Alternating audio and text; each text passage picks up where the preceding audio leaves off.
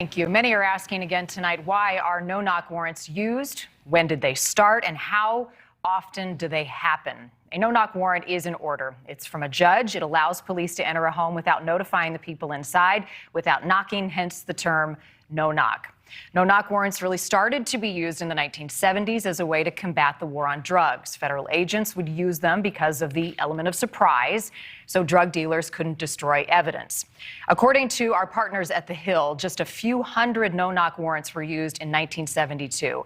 That number jumped to about 3,000 in the early 80s, 30,000 in 1996, 40,000 in 2001, and more than that even today.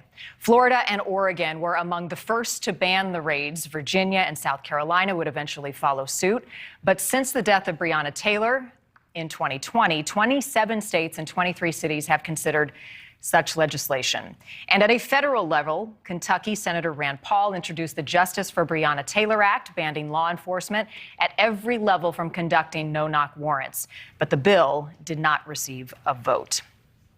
Mark Lomax knows both sides of this important issue. He is a retired major with Pennsylvania State Police and the former executive director of the National Tactical Officers Association, and he has endorsed efforts to stop the use of no-knock warrants. Mark, we appreciate you being with us tonight. I always say I wish it were under different circumstances, because here we are again having the same discussion.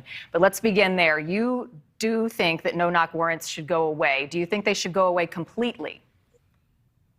Thank you, Marty. And my heart goes out to Amir Locke's family, first of all. Tragic situation that occurred the other day.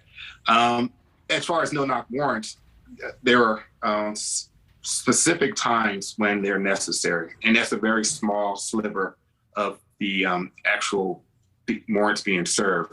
So I've always stated in the past that there should be a total review of no-knock warrants, and from the top to the bottom. So I advocate for the limitation of no-knock warrants, not the total elimination of them. What would be the exception? First of all, when you're serving a warrant like that, a no-knock warrant, it should be saving lives. And so the situations that come to mind for me are hostage situations, kidnappings, terrorist investigations, and so forth. So it's very limited in scope. Mm-hmm. When you look at those numbers that we just shared, up in the 40, 50,000 a year range now, compared to what it was in the 70s when it was drug raids, violent criminals just in the hundreds, does it surprise you that they're used so frequently now?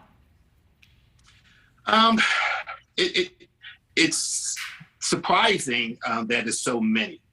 And also there should be, like I stated, should be a total review of why there are so many.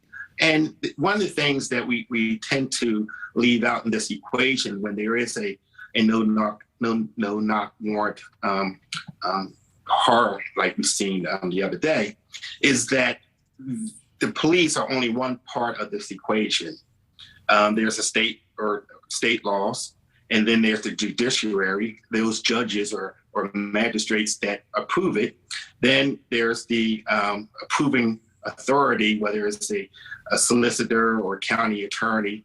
And then it's the internally in the police department, there should be supervisors or people in authority to approve those. So we go from the police officer to a supervisor to someone in the department signing off to an attorney for a county or the state to the judge. Mm-hmm. So there should be checks and balances in the system. It shouldn't be just like what we think it is, that a police officer gets a warrant and knocks down the door. There are checks and balances in the system. Right, but who's there to spot the mistakes, right? So if they're serving a no-knock warrant, but the person on the other side of that door isn't the person they're actually going after, my question is, how much information then feeds down to the officers, the SWAT teams who are breaking through that door?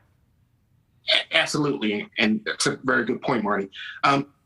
First of all, you have to do your homework as the investigator or whatever.